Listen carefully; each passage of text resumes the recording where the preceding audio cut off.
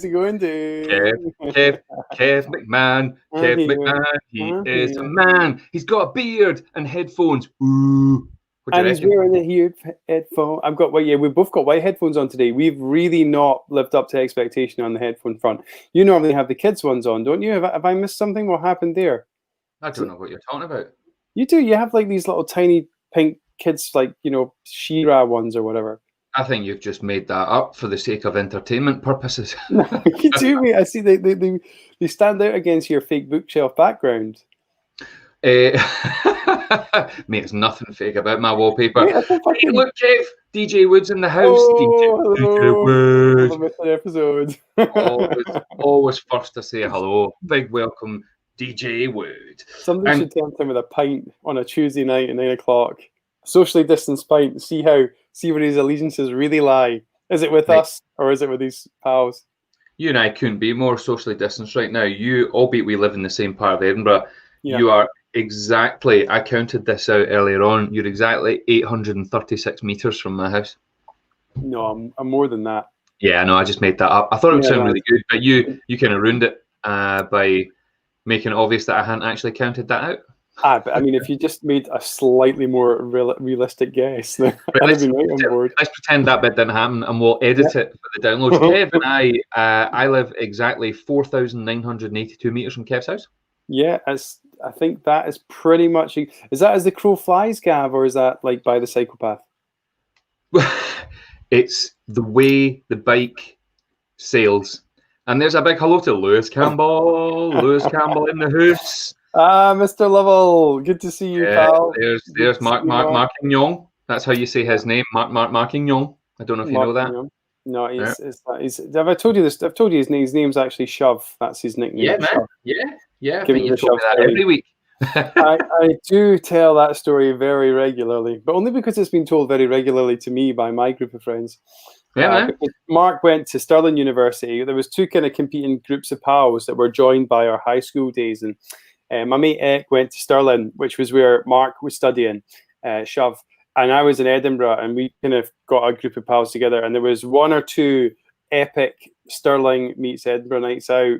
Usually in Stirling, I'll be honest with you, there was something just wild about the nightlife, and it was slightly less sanitized than the Edinburgh nightlife. There was a kind of like that dangerous element when you go to a nightclub and you're a wee bit scared. You kind of had that. I remember my big brother went to Stirling Uni, and I remember still being like 4th or 5th year at school and going for my first night out in Stirling with my brother and his uni mates. Where'd you go?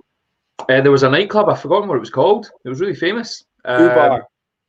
Yeah, that was it. It was a food bar, wasn't it? Everyone, that was food bar. And I remember just being. I mean, mate, I grew up in Troon. There's Mark jumping in there. Yeah, it's definitely a food bar. I remember. I mean, I grew up in Troon, mate. Like, we had one nightclub in Troon called Pebbles, and you really couldn't actually call it a nightclub. It was dreadful. And so when I went to Stirling for that night, I'd never seen anything like it. I was a male. I mean, Craig's in. Tra-la-la-la. Kev, we don't do our jingles anymore. What's shit! You know what? I need to have my game on that. Listen, I tell you what, Craig. I'm going to make a commitment next week to do an upgraded jingle for something.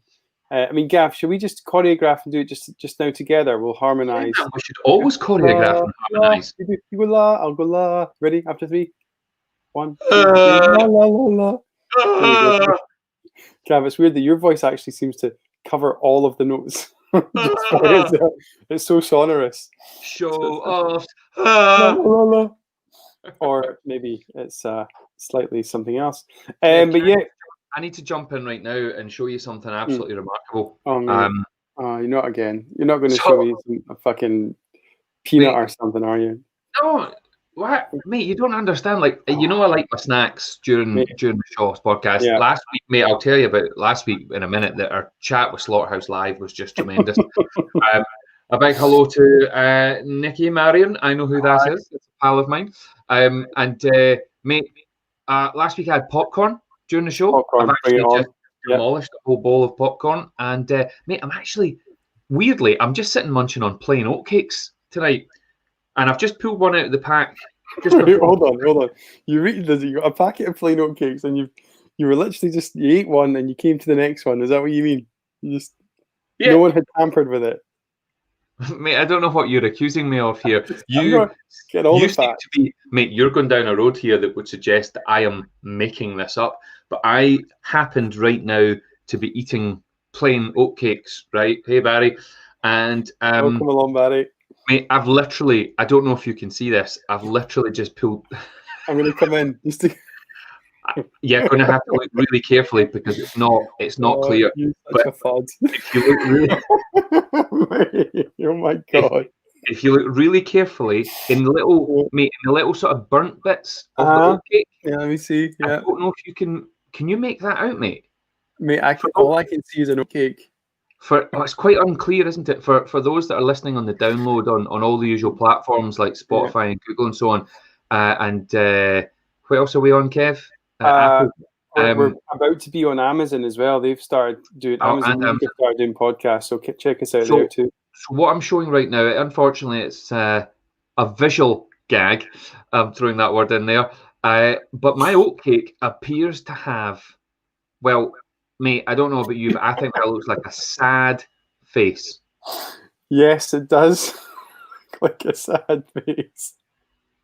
Isn't that so incredible how like just the wee burnt bits of the oatcake look like that? Just turn it around a little bit, just rotate it a little bit. Oh, I see it now, mate. Yeah, I see it now. So it looks kind of like a sad. It's like this is a really weird critique of it, but if you're listening to this, it's like, and it's not this, but it's like someone has just taken a Sharpie or a black pen and drawn on it. It's like that, but it's clearly you can see the burnt bit. You absolute fucking dick. I can't believe you would say that in public. You've just accused me of drawing this on. No, I'm trying to describe it to the listeners who can't see this. You know, Nicky's just jumped and said it's I think Nicky's comment there is perfect. It's all in the eyes, Kev. Yeah. Whose eyes? Well, Ewan. That's his name. Ewan's eyes. Mate, I dare you to eat that right now. Well, it's a wee bit burnt for me, Kev. I know it's burnt, but like I've heard that you like burnt bits. Well, where's it gone? You got rid of that really quickly, Gav. No, see, mate, dude, he's just been injured. he's injured. He's part of his forehead and his eyebrows falling off. In fact, he's turned into a Pac-Man. He's lost his eyebrow. Oh, look how sad he is. Anyway, Kev, it's Showoffs podcast, and I think we should probably tell everyone right now it's a slightly shorter show tonight. We're going to have to wrap up about 9:45, so not too much earlier. Kev, last week, I have to tell you, we had 3 guests on. We had Gary, Steve, and Martin from Slaughterhouse Live on the show. Yeah. And I don't know about any of our viewers and listeners this evening, but I think it's fair to say they all spoke at once for an hour, and there was long periods of time where I didn't know what anybody was saying. I absolutely loved those guys. They're absolutely crazy, and it was just brilliant to be able to reminisce about the days that they and I spent back in 2003, 2004, in the early days of, my own comedy career starting to take off, I guess, at that time, and just using them as my inspiration. And it was brilliant to be able to, have them as my friends on the show, but reminisce about the times where I was the guy sitting in the audience looking at them thinking, I want to do that. I want to be them. But what was really interesting, Kev, is that of course we had Steve Royal as one third of Slaughterhouse Live, and as many folk watching tonight will know that Steve won the semi-final of Britain's Got Talent on Saturday and has got straight into the final. So I just thought it was absolutely amazing that I felt like we got the scoop, Kev, because I don't know if you've noticed, he's been on Lorraine, he's been on BBC News, he's been on, he's literally on everywhere. He's been like all over the place, and rightly so. Solid entertainment. I agree. I've never seen a reaction like it though to somebody that's gone through in Britain's Got Talent. I think it's because of the way it's all happened this year with COVID and so on. Yeah. But what's really weird, in a kind of interspersed way, you missed the show last week because, tell us why. because I was also recording a semi-final of Britain's Got Talent, which I'm. Yeah, I know. It was down in London. It's quite exciting. Had to brave a couple of journeys down there and back, and yeah, it was such a wonderful thing to do, especially right now in COVID, where I've only had like 2 gigs in 6 months. This was, and some people would say that's actually normal for me, but it's slightly fewer than even I would normally have. So to do a gig and to have something like this to look forward to, this huge, massive program, which has a huge reach around the UK, it was great. The whole world. Amazing, yeah, and like I built something from scratch for it and put it on stage, and keeping with the vibe of what I did in the first round, and such fun. So it was actually the people listening right now won't be aware of this, but I actually joined in right at the end of the podcast, and I left a few comments. I don't know if they managed to get through to you, Gav. I saw it in the podcast last week. So I couldn't join in because I was only on my phone, right? I was on my phone trying to get online, and you know the sort of StreamYard software we use doesn't let you get onto the actual. You can't access the studio from your phone, as you found out a few weeks ago, live on air. And so I'm trying to get online, and I'd forgotten this. I couldn't, so I started just like leaving comments saying, "Oh, it looks like a great episode." Anyway, once I got out of the taxi, got up to my hotel room, fired up my laptop, joined in the podcast, and I didn't realize it had finished. I just jumped into the studio, and I was like, "Man, this is a fucking raucous podcast that was going on." And I didn't check in the corner that the whole thing had stopped being recording, but I joined in right at the end just to say hi to the boys. Absolute legends. You know, I don't know anywhere near as much about Slaughterhouse Live as Gav does. However, it didn't take long to realize I was in the hands of some of the best, most experienced sketch comedians in their own rights. These guys have been there, done it, got the t-shirt, and they've just done amazingly well on the biggest stages around the world, haven't they, Gav? Oh, they've been incredible. Like absolute heroes of mine, as I spoke about last week. They say you should never meet your heroes, but I actually didn't just meet my heroes back in 2003. I got to hang out with them and become great friends and invite them to my wedding and all sorts, and just stayed great friends with them ever since. But what I loved about once the show had finished last week and you joined us just for a bit of chat, what I loved was the fact that not only was there crossover with you and Steve both doing semi-finals of Britain's Got Talent, but as we were chatting, Martin, for those that watched last week, Martin's the bald one, started asking Kev about his set for Britain's Got Talent and his props and all this sort of stuff. Oh, it's completely bizarre. Completely bizarre. Turns out Martin is the guy that built it. Yeah, he built something like he said. He used a technical term. He asked me how this special magic prop was doing that I used. I'm like, that's like, I mean, there was 2 things that triggered. I was like, how do you know about the magic technical term, and how do you know I'm using it? You know, where's your information coming from? And now, what I didn't realize, and this is mental, but I'd gone down to Blackpool, the sort of the Vegas of magic in the UK, you know, the homeland of the spiritual home of magic, to get fitted out for this bespoke magic prop. And Martin was actually one of the guys that fitted me out. But everyone was wearing masks, you know, and I'd never, because one of the guys of course, everyone was wearing masks. Of course they were, but everyone was super strict about it as well. We weren't taking them off, like, if we're going outside to chat or whatever. It was masks because there was a few guys that were sort of more precarious when it comes to COVID. I know we don't talk about it on this show.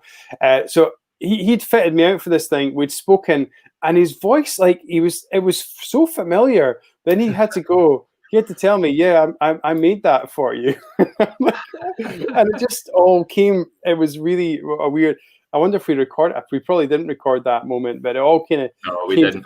So 2 out of 3 of the 4. There was 1 missing, I believe, but 2 out of 3 had a direct impact on what I was doing with my life at that very moment. It was just very. Well, you say there's 1 missing. Actually, they're just a 3 now. We started to touch on that last week, and then they went, "Let's move on." Oh, I see. It's been some kind of like fallout. Well, Mate, no. There used to be a 5. I will tell you after the show.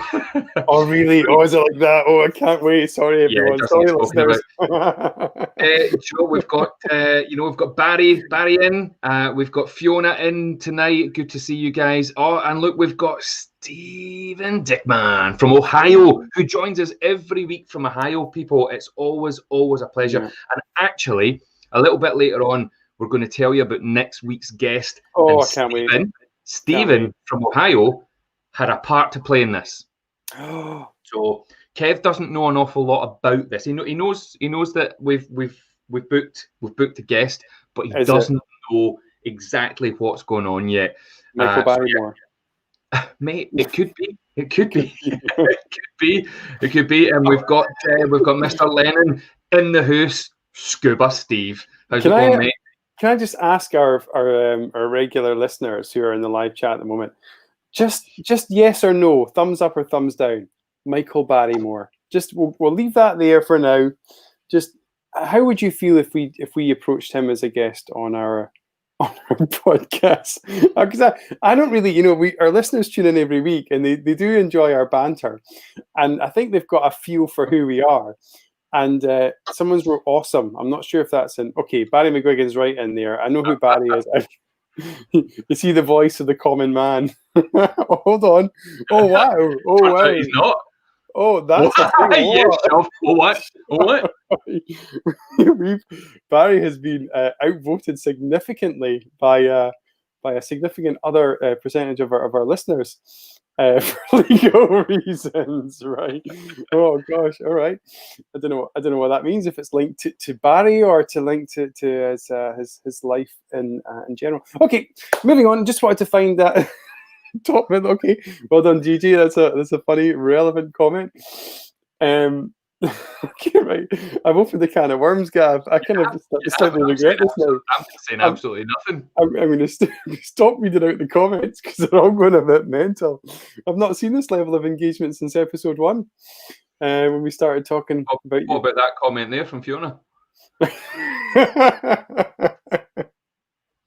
He's never going to come on now if he listens to episode. By the way, dude, this is a big one for us. This is number 10. Did you realise that? Holy shitballs. No, actually, I never twigged. Who would have thought we would have got to? Actually, Kev, in a strange way, it's actually 16, but no one knows that there was another 6. We've recorded. The audio's there somewhere. Oh, yeah, in the ether. I've got it on a hard drive. That's 10 official uploaded podcasts for the world to listen to. And please bear in mind that you can listen back to all the podcasts. As Kev mentioned earlier, we're about to be on Amazon, but we're on Spotify, we're on Apple and all the other ones. And you can download it anytime. After this, we need to get the Slaughterhouse one up because it's been a busy week. But after that, there's 10 episodes that you can go back to, you can enjoy. And I love the fact that some of you have been in touch over this last couple of weeks to say that you've actually gone back and worked your way through them. And we really appreciate it because we're on track for 1 million downloads and we're desperate to hit that 1 million downloads mark. So please keep spreading the word. When the show ends tonight, share it on Facebook. Those of you that are watching on YouTube, post a link on as much of your social media as you can. We really, really appreciate it. Kev, I think it's probably time for a bit of a game. Oh, mate, I love games. What have you got for us? So, mate, we're going to go with word or not a word. As you know, it's a weekly thing. Although we didn't do it last week because the Slaughterhouse boys were in. So we need the audience. We're going to make up for it, dude, because actually, I've actually got a word or not a word as well. Amazing. So we're going to have 2 to make up for it. Right, we're going head to head on word or not a word. Word or not a word. Word or not a word. Word. Right. Okay. Kev, we need the audience to join in on this. Mate, I go first, and we'll hold on to yours because you've never actually played a word or not a word. I'm actually not sure if I've got the rules straight either. All right, guys. Right, I hope everyone's ready for this. We need the full audience to participate in this in the comments. Here we go. Word or not a word. Bibble. Bibble. Word or not a word. And we'll let it go for a wee while, Kev, and then we can I'll put it into a sentence. It's very close to the Bible, isn't it? It's very close. There's an extra B. It's 1 B more than a Bible. 1 B more than a Bible. Dyslexic Bible. That doesn't make sense. Bibble. Bibble. It sounds to me, right? Bibble sounds to me like it's one of those words that describes a sound, doesn't it? It's like is that onomatopoeia? Onomatopoeia? Sorry, what did you just say? Ono, Onomatopoeia? onomatopoeia. Pia. Onomatopoeia. No, pia.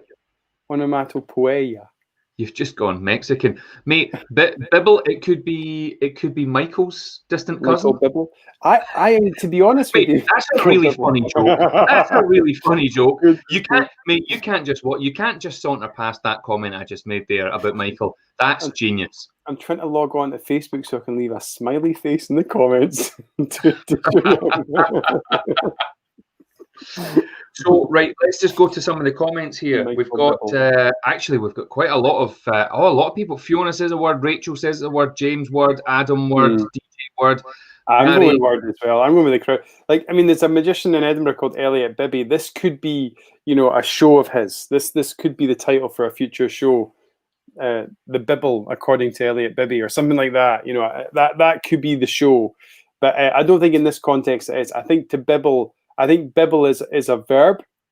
I think it's a verb, and I think it means to sort of, it's like babble. I think babble and bibble as in to talk pish or just to talk nonsense. That's what it is. That's a word, and that's what it means. Well, I'll put it into a sentence for you, and then you can decide finally. Oh, yeah, of course. Okay. I was standing on the edge of the river, skimming stones, and I found a bibble. Mate, that could be fucking anything. So it's a noun. It's not an adjective. It's not a. I've not finished. I found. There's a couple of not a word coming in from people. I found a bibble, and I threw it, and I thought it would be perfect, but it just wasn't flat enough for skimming. Right. Okay. So are we talking about a pebble then of some sort? Is it like some sort of word for a pebble? Like someone misheard the word pebble and thought they said bibble. I have no idea if that's how it came about, but do you know what, Kev? You are absolutely spot on. It is a word. It is a word. So apologies to Rachel. It's not a word. It is a word, and it is a small, rounded pebble, Kev. Ah, pebble. Nailed it. Nailed it. You did. Only after your sentence, which, to be honest with you, I think you'd have to be really thick not to have worked out that was a. Yeah, mate. I mean, I actually said the sentence. I didn't work it out.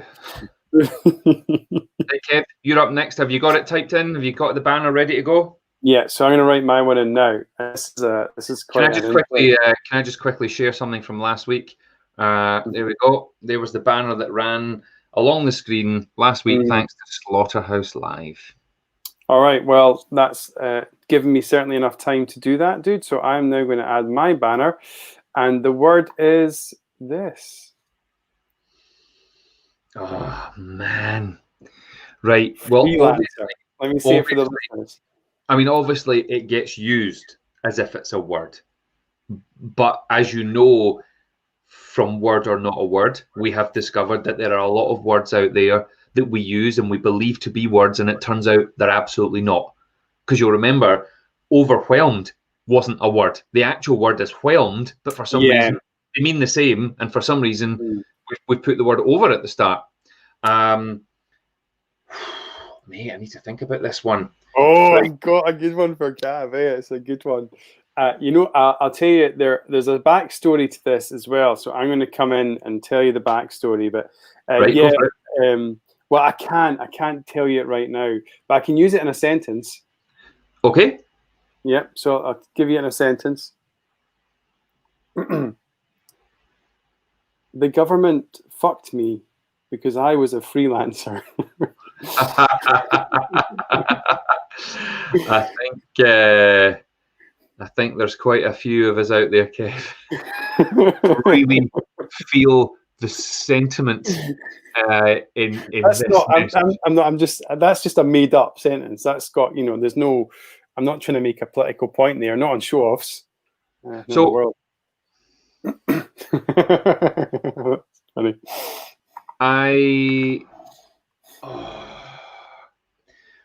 It's a word that we use. There's going to be something like, I get what a freelancer is. I understand it. I've done work that would mean I'm one. Is it a word? No, it's not. Well, you are correct. It is not a word. yes. Well done. Not a word, not a word, Not not a a word. Exactly. Now the history behind it is, well, it comes from the old days when they were looking for guys to sign up for the army and the military, and they were looking for a freelance to sign up. And if you're a freelance, that's the word. You're not a freelancer, if that makes sense. You're a freelance because you're ready to sign up and do that job. So that's where it comes from. It comes from way back in the day, and we've adopted it. We've turned it into a word and then put an R on the end just to turn it into something that makes more sense in our sentences. But you when you are actually saying the word in a sentence, if you are a freelance or a freelancer, then you should be saying, I'm a freelance. I'm a freelance, or I am freelance. So But I am a freelance. I think I am a freelance is better.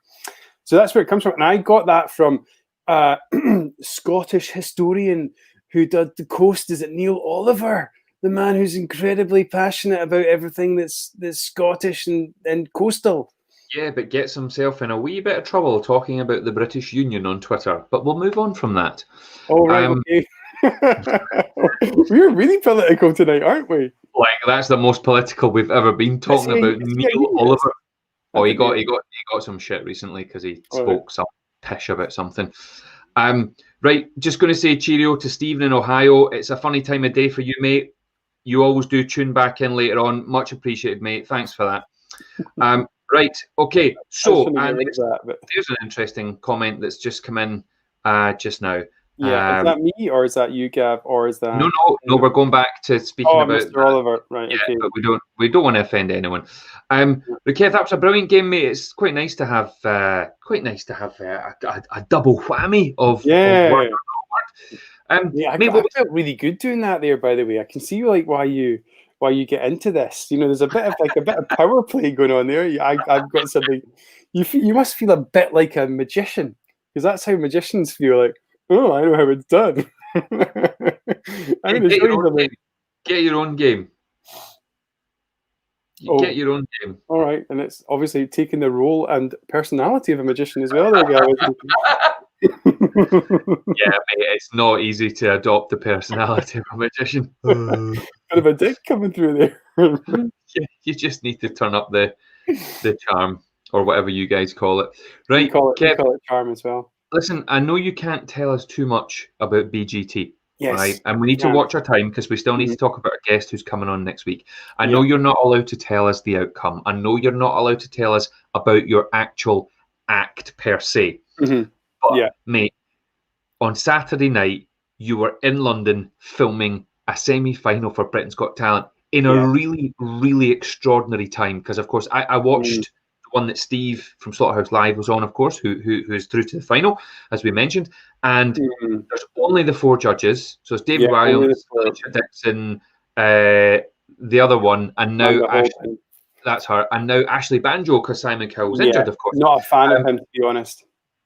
Of Ashley Banjo? No, I don't really. I think he kind of missed the mark on a few. I was watching him a few times, and there was a few things that happened on the episode that I'm in that I was actually ashamed watching the judges' behaviour of what they did. I know you probably didn't expect me to sort of cut right in with that, but controversial. Well, there's just a few. I mean, I may be speaking out of turn because of where I am in this whole process and what I'm doing, but maybe, yeah. But there's a few moments where it felt like that they all misbehaved at certain times. But there was one moment in particular. I think if you watch an episode in about 2 weeks on Saturday, you'll see some moments of they always do. You see them sitting chatting and stuff during people's acts and things like that. Yeah, but I think I wasn't a big fan of it. I don't think, but I guess Ashley, I think he like, again, as I said before, I'm talking about my act, but also others. I think he missed the mark on some things, and he didn't. I think the judges are out of their depth as well in this scenario where there's no audience. They don't know how to behave. They don't know what their role's meant to be and how they're meant to do things. And I think it was I think it wasn't just us, the artists, who were feeling incredibly nervous performing in an empty theatre just to 4 people. It also, I mean, it reminded me of an old Doctor Who episode, actually, but I'll come to that in a different podcast. But Kev, not just the 4 judges, but from what you can see on the telly, there's this giant wall of screens. And but I'm right in saying that I know you can't hear it, but you can see that, can't you? You know that there are hundreds of people who I are mean, actually watching your recording. it means nothing. I mean, it means so little. You can't. All you see is this bright, colorful screen. Every screen, and as you say, there were hundreds of people watching. It's so small, like it's just a blur of us. It's like a pixel.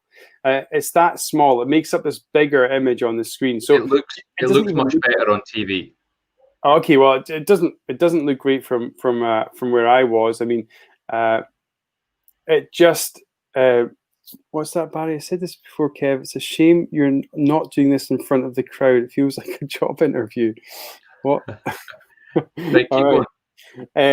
Yeah, the screen. So what they have, it's a weird environment. Obviously, we can't have audiences in theaters right now, at least not in any significant size. So BGT, to their credit, have invested in this huge screen, and they've got a live wall of people watching, essentially, like in a Zoom show. So you've got a live feed into the studio, and you appear on that screen, and that's how they tried to make. And did you get to invite lots of people to get the chance to actually watch your show live? Yes, I did. Yep, I did. Actually, some of them are in the audience or in the live feed tonight. So are any of them hosting the podcast? Oh, I mean, other than yourself, because you were also part of that. Gab was watching. Oh, sorry, that's right. I was in your virtual audience. Yeah. That's right. I saw Kev's performance live. Yeah, it was good. So BGT is Britain's Got Talent, in case we haven't said that, and it's a big, massive variety show that happens on television, probably in every country in the world. Yeah. And yeah, so it was a really weird experience, but thoroughly enjoyable. I mean, like I said, maybe I was a bit harsh on the judges, but everyone's about their depth right now. No one really knows how to deal with this sort of situation, and I made mistakes as well. So maybe I can't be overly critical. But having said that, I'm still, I was just part of one of the biggest TV shows in the world, and it's just like quite. Well, listen, quite Kev, whatever happens, I've already said this to Kev. Kev and I spoke the morning after when he was on the way up in the train, and it's funny. It's one of those morning after the night before chats, and we both know what it's like to be involved with big shows, and you acknowledged there that you made a couple of mistakes, and we know how you play it over in your mind over and over and over again, and all that sort of stuff. But I've said this already to Kev. The bottom line here, Kev, is you've been in the semi-final. So whatever happens now, whether any outcome, whatever the long-term results are from Britain's Got Talent as well, in terms of future bookings and looking back on it, and mate, you've achieved something that most people never do, and I think you don't need to be overcritical, mate. You don't need to worry about judges and this and that. You did it. I wasn't actually. I mean, and yeah, I did do it, and I only did it because I had some really cool things to show. So it was like I hope there was a bunch of reasons for it, but like I think it's good to talk about this, because after the show I was analyzing a lot of my performance, and there were things that didn't quite go as planned, and and this happens. This happens in life as well, and I'm pretty sure after people are watching you who've done presentations and things haven't. By the way, I think it went okay, to be honest. It might sound like I did an absolute catastrophe, but that's not the case at all. But I'm talking about when you analyze all these little fine details of things that happened in past presentations and how you get it out of your system. I spent that. I was so buzzing after the performance, after Britain's Got Talent. Despite not having had much sleep, I couldn't sleep after the performance. I couldn't go to bed. I stayed up all night long. I woke up again at 5 a.m. having gone to bed at like midnight, 1 a.m., something like that. I can't remember now. I couldn't sleep, so I had a shower, got up, went for a walk, eventually got the taxi. And I was on the train. I thought to myself, I'll sleep on the train. Couldn't sleep on the train. Couldn't sleep. I just, despite having had done an all-nighter and been completely, when you're working at like your optimum for like, when you're completely running on adrenaline for whatever 8 to 12 hours. I was totally buzzing, and I had to work on the train because I couldn't read, I couldn't watch a movie, I couldn't do anything. I had to occupy my mind by doing like admin I've got like sorted all my receipts out from the last few months, and like all this rubbishy like tax return kind of work. So that was the only thing I could do. And then eventually I started writing down my feelings about how it went and what I would change and what all of that sort. And that is, I think it's only after I did that, and this is maybe what the point I'm making, that sometimes if your head's buzzing and you're struggling with something, then just get a pen and a piece of paper and just set a timer for 10 minutes and write, and then keep on writing if you have to. I can tell you there's actual psychology to that, mate. I wrote about it. There's a big chunk about that in my new book about. Mate, you've made fucking thousands about that. you've turned that into an income stream. That piece of advice, now that I think about it. I don't know what you're talking about, Kev. I think we'll just crack on talking about other stuff. So, Kev, I can't wait for it to go out live. Sorry, not live. It's pre-recorded, but to go out. Is it? So you mentioned, is it 2 weeks on Saturday coming? 2 weeks on Saturday, yeah. 2 weeks. Right. I'm contractually obliged not to say that, but I haven't read the email properly. Yeah. Mate, there's 1 million people listening to this on the download, so no one will mention it. Yeah. Oh, yeah. Please, if you do tune in, you can vote as well. There's an audience vote thing that happens. So that is one of the things you can do if you watch. Well, normally in years gone past, on the free BGT app, you get 5 free votes, and I'm assuming they're going to do the same this year. So, all right, nice. So if they do, we need everybody that's listening to get the app. Even if you don't end up watching the show, just jump on and click 5 times for Kev, and we'll see what happens. Yeah, well, fingers crossed, mate. I'm still in it, and as you said before, like there's probably close to 1,000 people apply, right? And that gets whittled down to 300. All right, 300 people get a spot in front of the judges, and that 300 gets whittled down to 40, which make the semi-final. That's the journey that's sort of happened so far. It's quite amazing when you say it out loud, and that 40 will obviously then get whittled down to 8. It's been a whirlwind, and you know what? If I win it, I'd love to do it again. I've had such a thrill being part of this, being part of it, and I've done like you may or may not know this, but I'm currently in the running for Italy's Got Talent. That's Kev's ancestry coming through there. Kevin McMonio. Yeah. Pizza pasta. Shoot, mate. Well, that's it. Sorted. So it's sort of this, and I can take all that experience from here and take it into that, and maybe do more.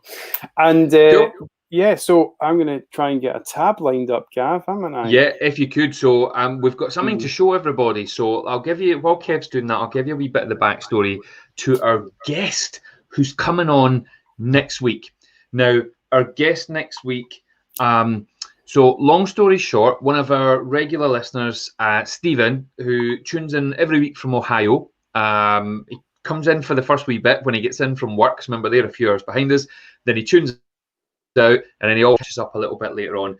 Stephen sent me a message on Twitter, and all it said was, check this guy out, big dose of positivity, absolutely rocking, and that was it. And I was thinking, what on earth is this? And I love when I get messages like that. There's no, oh, hi there, just thought you'd quite like this. It's just like, check this guy out.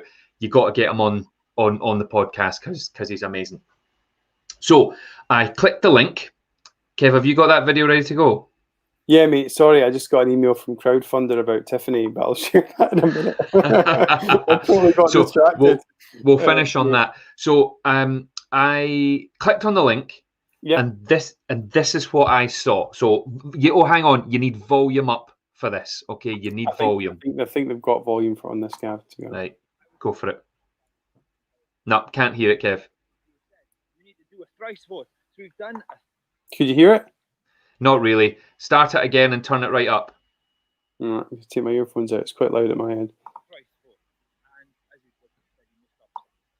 Kev, we can't hear it, mate. The sky would be the same colour as a t-shirt. I don't know why. A lot of you have said you need to do a thrice vote. So we've done a thrice vote. Is that working? And as usual, people said it's better. If you can turn it up, do it. before. That's as loud as it goes, mate. Album is The Artist in an Ambulance. Just ripped my shorts doing a lunge. Can't really start here because there's not a lot of room to run. The dogs just dip their tongues into the lake, like underwater cameras. I don't know what they're looking for. I really am nervous. It feels like race day a little bit this morning. Did we get enough of that? Did that work? No, Kev. No, you've not there yet. You need to play it. Oh, holy shit! All right, okay, okay. Don't put that kind of pressure on me, dude. Just give me a second. I'm just. We've not got to the main bit. You need the build up though. Watch is on, the music is on, and we're off. Come on, that's such an immediate start. It's like the music started before I pressed play. This wasn't what I was expecting. There's something. I just love it. Oh, look at that, ducks on top of the world. I think I'm really surprised by. Well, hang on. How like melodic the singing is. Ah, a tree just hit me in the dick. Flamethrowers and the dildos. Oh, we are flying along this morning. Real elements of punk in there. All right. Right. So I think we got a blast. Right. So it's just a tiny little snippet of Jimmy Watkins, right? So I watched this. Now you have to look up this. I've already posted this on the podcast Facebook page last night. So go and watch it. Get the sound up. Here's the story, right? Kev, we can hear that clicking. Stop it. Oh, sorry, dude. Jimmy Watkins used to be a champion runner. He's from Wales and he represented his country. He was a phenomenal runner who actually had a bit of success in the world of athletics, quit the whole thing, chucked it in to go and be a rock and roll star.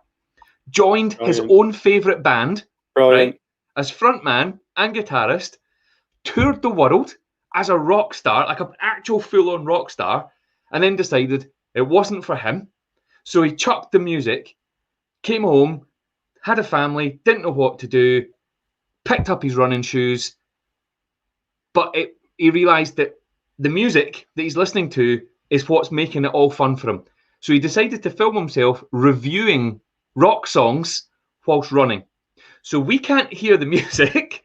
All we can hear is him describing how he's feeling as he's running, listening to the music. And his YouTube has gone bananas. His social media has gone bananas. This guy's getting news coverage. He's in the newspapers. He's all over the internet because of these videos that have gone absolutely viral the world over. He's becoming an absolute YouTube legend by simply shouting and screaming about these amazing tunes that are in his ears whilst running. And he's got himself super fit again, super happy, super healthy, all because of his running and listening to proper good rock and roll music. And I tell you this, when you watch his videos, Kev, you'll discover lots of them. You'll discover lots of amazing new bands. So that video that he's listening to, a band called Thrice, who I've never heard of before, and I've now downloaded a whole bunch of albums, and they're absolutely spectacular. And this morning, I ran listening to the exact song that he was listening to in that video, just to see if it's really that good. And mate, it's really that good. And I love the fact it's the opening line, Kev. He's like, "It's like the music came on before I even pressed play." Brilliant. Brilliant. Tree hit you in the dick. Everybody's been hitting the dick by a tree before. So Jimmy Watkins is coming on, superstar in the making, by the way, coming on next week, 9 o'clock here on the Showoffs podcast. So please spread the word, tune in. The banter is going to be absolutely spectacular. Let's do it. I'm so up for that. This is a bit of a surprise for me. Gav had hinted at having a guest on, and this guy looks, and I don't know, there's something just funny about Welsh people as well, isn't there? Their accent, I don't know, an enthusiastic Welsh accent. I had a mate of mine at university called Rodri, similar kind of guy, just really louder than life. I think that's probably why I'm being reminded of him. Can't wait, mate. Can't wait. It's going to be a fantastic podcast. Kev, what's the updates on Tiffany? Mate, I just got an email. Let me read what this email says. Here it is. In fact, you know what I'm going to do? I'm actually going to share the screen. Cool. So while Kev's doing that, quick reminder, we're trying to get Tiffany on the show. We've been trying for months. We can't get a hold of her or her people. We've emailed, we've phoned, we've tweeted, we've Facebook, we've Instagrammed. We cannot get a single response from Tiffany or people. So we're running a crowdfunding campaign to get her to do a cameo, which is where you write what you want her to say. Kev's charged me with the responsibility of writing the script, and basically what she's going to say is that she's coming on her podcast. That's exactly what she's going to say, yeah. Whether she likes it or not. And we need you to help us to fund it. Yeah. And Kev, what's the chat? Okay, well, look at this email, Gav. Look at this email. Can you see that on your screen? I can see high fives. Tiffany on Showoffs podcast is funded. No. Now, mate, I don't exactly know what that meant. So what I did was I went online to the the page, right, to see if we'd reached our £100 target. So I went online to the page. So it says our thing has been funded. Let me scroll down. Yeah, it says congratulations. I can see that. You did it. Congratulations, you did it. This is what's going to happen next. You're going to get your money. There's fees. There's big thank yous. There's and this is from a guy called Phil, who's the chief crowdfunder. He's personally emailed us, guy. Phil. He's well. So what I did then, I thought, right, let's go on. Let's go and have a quick look. Let's go on and have a look at the crowdfunder. You're going to tell me we've still only got a fiver, aren't you? So what I did was I went onto the crowdfunding website to see have we managed to make that £100, and then I see that probably. Okay, here's how I'm feeling about this. Yes. Sad oatcake face. But okay, so for the listeners, we've managed to get to 15. So we've managed. Now we've not been pushing it, Gav, have we? I mean, you know what? If this is one of your pancreatic cancer marathons, we'd be at fucking 15,000 by now. No, I know. You got to motivate that giving audience of yours and to get them involved with a really worthwhile project here. So we're at 15, but the good news is you can still donate. We're going to keep this open. Yep. You can still donate. We're going to, as soon as we get what we're going to, I tell you what, if we get to 50 quid, right, Gav and I are going to split the difference on the rest, and we're going to just go for it, aren't we, Gav? We're going to just go for it. Kev, go on. We need to share the link on the Facebook page and stuff again tonight. All right, okay, no worries. And for those of you on the chat, I've just chucked that in there as well. I'm going to scroll down just so you can see the kind of so we've had one comment there. Let's have a look. Let's do this from Mardy. Legend. Yes, I know Mardy. And let's look at the overview, because it's really interesting to see what you can actually get for your 15 quid. Loads, Kev. Loads. You get your name. You get Tiffany. The Tiffany. I think we're alone now to say your actual name. Let's get her on the show, people. We need your help. So if you can get us to 50 quid, we'll fund the rest with all that money that we've been making from live performances over the last 6 months. I know. Gav and I have been raking it in during COVID, and absolutely reinvest that. So we've got a little list there of Dave Wood, Graham Todd, Mardy Brown, all pledged a £5. Thank you so much. Yeah, we are so grateful. And by the way, there's benefits as well. I think we've spoken about this in the past. You can get a mention on the Tiffany. Cameo that we're going to record with her. We'll have her mention your name, and you'll have that forever. You know, Tiffany said your name forever. Together. Should we get Jason and Kylie on? Shall we get them on? Oh, fuck it, mate. We may as well just get them on at the same time as Tiffany. We're on a roll. Yeah. I reckon we could probably get Jason. Yeah, probably. And Kylie. Right. And Kylie. So, James Hannah is saying, so you guys need £35. Should be doable. James. Yeah. I hope, we wouldn't expect you to put all of that in, but between a few of us, we can get there. We can get there. Just, I'm going to say the website out loud, crowdfunder.co.uk/Tiffany-on-Showoffs-podcast. Crowdfunder.co.uk, Tiffany-on-Showoffs-podcast. And there's a slash between the .co.uk and the word Tiffany. So that's it. Get on, get doing it. We're so close to this, Gav. We just need a little push to get us over. We're going to go wild on social. I'm gonna motivate my newly found BGT following. Mate, you've not been on the show yet. In 3 weeks, your social media is going to go crazy. 2 weeks or whatever you said. I'll blast it out. I'll put a link on my website homepage. How much to get Banjo on the show? He's not coming on, mate. He's not welcome. Can I tell you about Ashley Banjo? I love him. I love him. I think he's phenomenal. Mate, you should see there's a post that Ryan Davidson put out on his Twitter recently, giving a personal story about Ashley Banjo, which is might change your opinion. Yeah, okay, fair enough. I think he's well. My experience and knowledge of him is his dancing, and he's a tremendous dancer. We'll leave it at that. Somebody's just put Mark's just put Banjo, the Neil Oliver of talent shows. Let's move on. Right. Okay, Kev, our time is up. It was just a short podcast tonight, although we've almost done a full hour. But once again, I was feeling a bit tired, but there's something about the Showoffs podcast that just gets everything going, isn't it? I love it. I love spending time with you. I love spending time with the audience, just chatting and bantering and having silly games and talking absolute nonsense for a bit. And just a big thank you to everyone that's tuned in tonight. Keep spreading the word, please. We're on track for this 1 million downloads. And when I say on track, I mean tracks are varying in lengths. And this track is a hefty track. Like we are getting closer. You know what I mean? We are getting closer to our target. That's probably the best and most honest way of putting it. Yeah. And we're getting there. We are getting there. Yeah. And mate, do you know, one day we might be able to afford like a wee mixing desk and stuff like that to fire off proper jingles and sounds and stuff like that. So one day. But listen, big love to you, Kev. Yeah. Can't wait to see you on properly on the, not watching through what I watched it through on Saturday, but actually see you on the box. That was a bit exciting. Yeah. And next week, everybody, 9 p.m, Facebook, YouTube. We've got Jimmy Watkins. Look him up. Go onto the Facebook page. Watch the video clip. The guy's a legend. You're going to absolutely love him. He's crazy. And Kev, anything you want to add?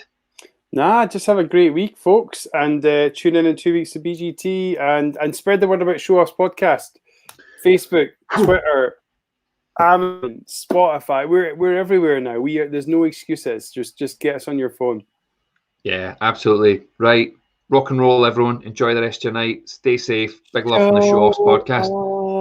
La, la, la, la, la, la, la.